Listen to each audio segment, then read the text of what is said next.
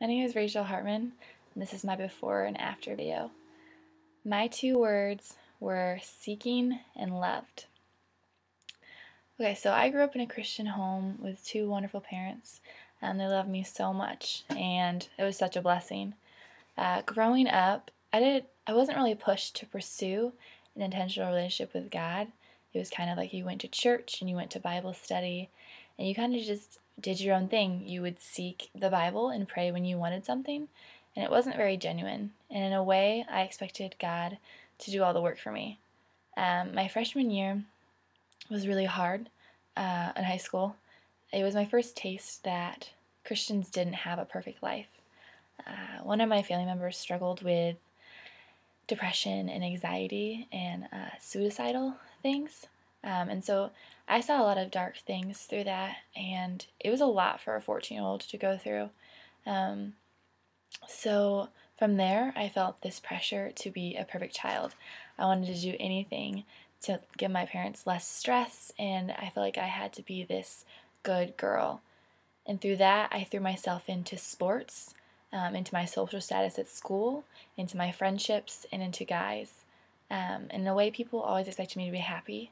So through there, I learned that I just had to hide my emotions, and it became very natural for me to be self-reliant. I tried to control my own life through that. By the end of my senior year in high school, I was stagnant. I wasn't really seeking God, but I wasn't really backsliding. By then, I had put all my worth into my status at school, into my boyfriend at the time, into my friendships. I found so much of my worth in my boyfriend at the time, and in a way, he was not very kind with his words, and so no matter what he said, I believed it, and that had a really big impact on me. And then a few weeks after that moment, God kind of slapped me in the face in the most loving way possible to put it. But everything at that time I knew and put my worth in came crashing down.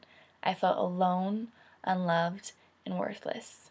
I remember one night driving around and just screaming at God because I was so angry, and I just couldn't understand how a God could just allow so much hurt in my life.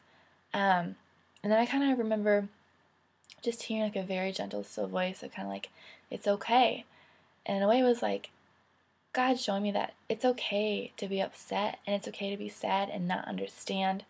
But in a way, he was happy because I was being real with him. Because in a way, I feel like I put a front on to God that I was happy and I was doing good. The months after that, they weren't easy. They were still hard. But through that, someone recommended prayer journaling, and that had a really big impact in my life too. For there would be nights where I just want to cry myself to sleep, but then I would just write, and I would be so open and honest with him, and that was the beginning of intentionally trying to get to know his heart. Going to college, it took a lot to stand firm. I would hear other people's testimonies and how they lived the typical college life, and I would feel like my story wasn't significant. It was even crazy how Satan would twist that in my head, thinking that you needed to have this moment and that you didn't have that past. But my first problem was I was looking at it as my story. It's not my story. It's about how God came down to give me love, peace, and worth in life. He showed me that no matter what, he had to be my first love. No matter how far I ran, he would chase me because he loved me. I could put my worth into everything in this world, and at the end of the day, it would never satisfy me like he would. It's really hard for me to put an ending on my testimony because I feel like our testimonies are ongoing. Every day I'm learning something new. Even this year, it's been one of the hardest years for me, but also the most rewarding years because I've been learning so much through him. I'm continually learning what it looks like to fall in love with Jesus, to have a genuine relationship with him, surrender in situations, and continue to trust him with my life. So I encourage you not to be afraid to share your testimony. Thanks for listening.